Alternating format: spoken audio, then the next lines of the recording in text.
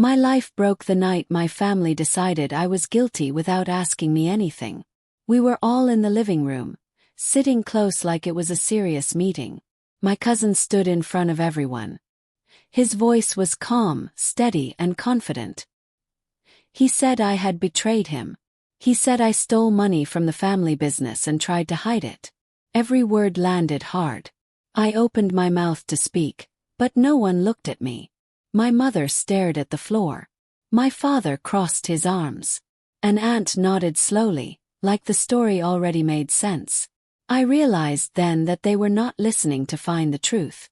They were listening because they trusted him. When he finished talking, the room stayed quiet.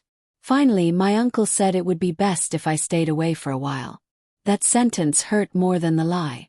I didn't argue. I didn't defend myself. I walked out with my head high and my heart heavy. That was the moment I understood something important.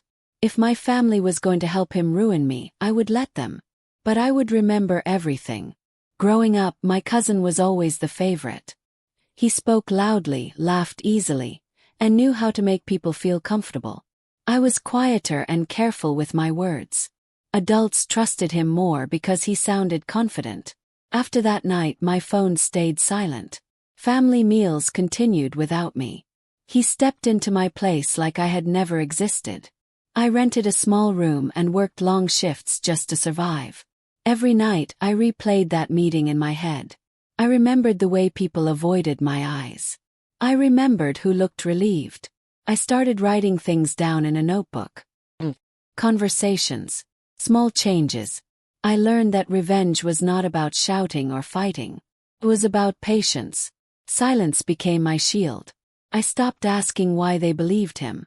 I started asking how long it would take for the truth to show itself. Weeks passed, and my cousin took over more responsibilities in the family business. People praised him for being reliable. I heard through others that I was being called unstable. That word followed me everywhere. I understood then that defending myself too early would make things worse. If I spoke now, I would sound desperate. If I waited, I would sound certain. One afternoon, I overheard him talking on the phone outside a cafe. He laughed about how easy it was to shift blame when people already trusted you. He didn't see me standing nearby. I wrote every word down later that night. I began organizing my notes by time and behavior. Patterns started to appear. He rushed decisions when praised. He got careless when protected. My family didn't notice, but I did. For the first time, I didn't feel powerless. I felt prepared. The family business belonged to my grandmother. It was small but important. My cousin claimed he was protecting it. When I asked to see the records, I was told to stop causing trouble. That word again. Trouble. I decided to look elsewhere. I spoke to an old bookkeeper who had helped years ago. I didn't accuse anyone. I only asked questions. He studied the numbers I showed him and frowned.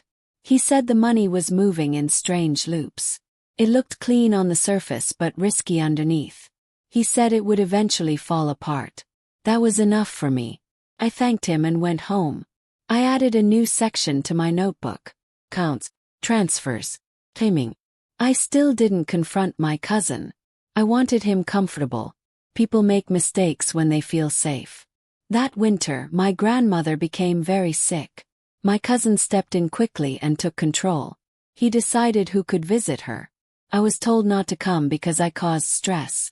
One evening, I stood in the hospital hallway and watched him sign papers without reading them. That moment told me everything. He believed nothing could touch him. I requested copies of the documents later, pretending I was just concerned. He laughed and agreed.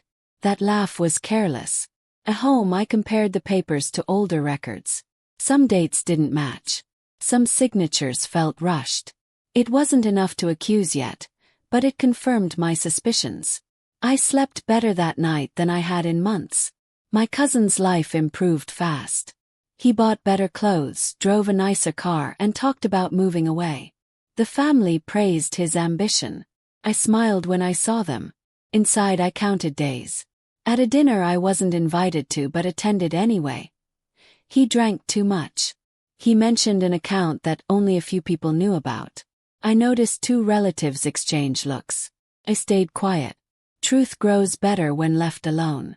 That night I wrote everything down word for word. My grandmother passed away in early summer. The house filled with grief. My cousin cried the loudest and spoke about honor and legacy. I stood at the back and watched faces. Some looked unsure now. Loss has a way of slowing belief. After the funeral, I returned quietly and searched her study. In a locked drawer my cousin had missed, I found notebooks, handwritten records, years of careful notes. Everything matched what I had discovered. I didn't feel happy. Felt steady. Waited. That was the hardest part. I met with a lawyer quietly and showed him everything. He listened without interrupting.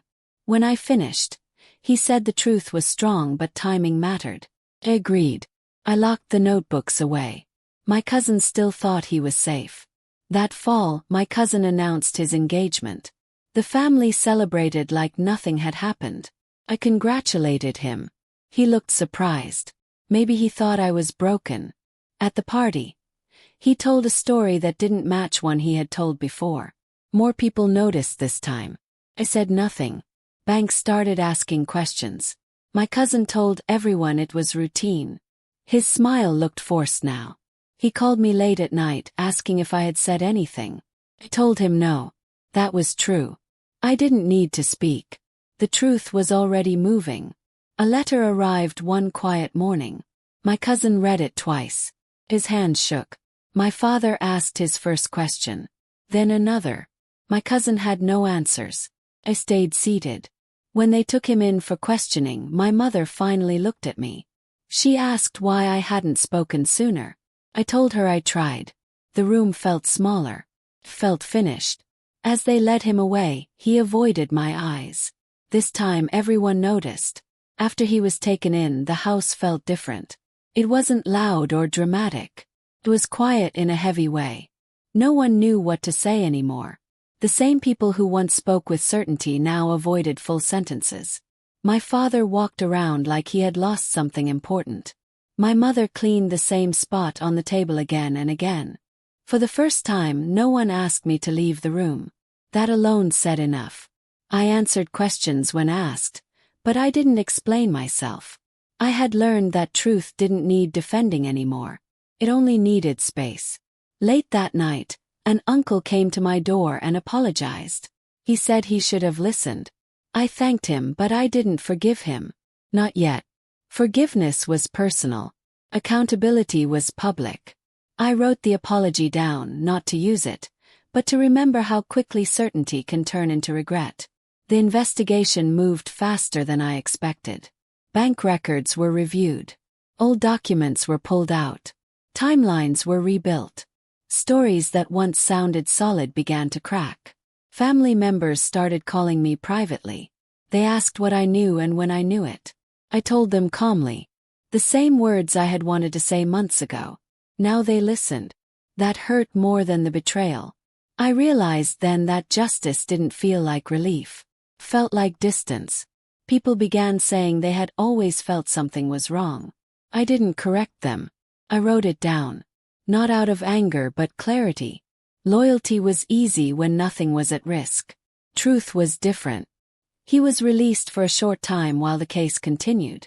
We crossed paths once at a lawyer's office. He looked smaller than I remembered. Tired. He asked to speak to me alone. I refused. Silence had carried me this far. I wasn't giving it up now. Lawyers spoke instead. Facts were laid out clearly. Numbers don't argue. Dates don't lie. As we left, he finally asked how long I had known. I told him the truth. Long enough.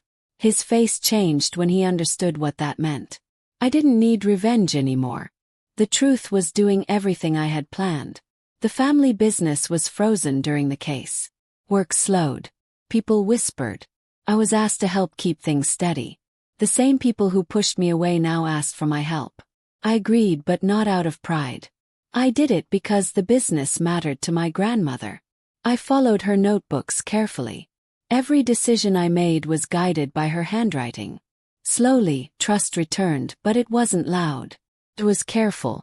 People double-checked facts now. That change mattered more than apologies. His engagement quietly ended. No announcements, no explanations, just silence. No one asked me how I felt. I was fine with that. One night, my father asked how I stayed calm through everything. I told him I hadn't. I had just chosen patience over noise. He nodded slowly, like he understood something too late. I didn't blame him. Blame had already done enough damage. The final hearing came in winter. Cold and clear. Evidence was presented without emotion. He didn't speak. When the decision was made, there was no shock left in the room. Only acceptance. I didn't feel joy. Felt complete. Outside, people asked questions. I walked past them. This story didn't need an audience anymore. He was sentenced quietly. Life moved forward unevenly. Some relationships healed. Others stayed broken. I stopped trying to fix what had been broken by choice. I learned that revenge isn't about taking something back. It's about standing in truth and letting everything else adjust. Months later, the business reopened fully. I was offered a permanent role. I accepted with one condition: transparency. Everything recorded. Everyone accountable. No exceptions. They agreed without argument. Sometimes I thought about that first night. The certainty in their voices. The ease of their judgment. I didn't feel angry anymore. It was clear.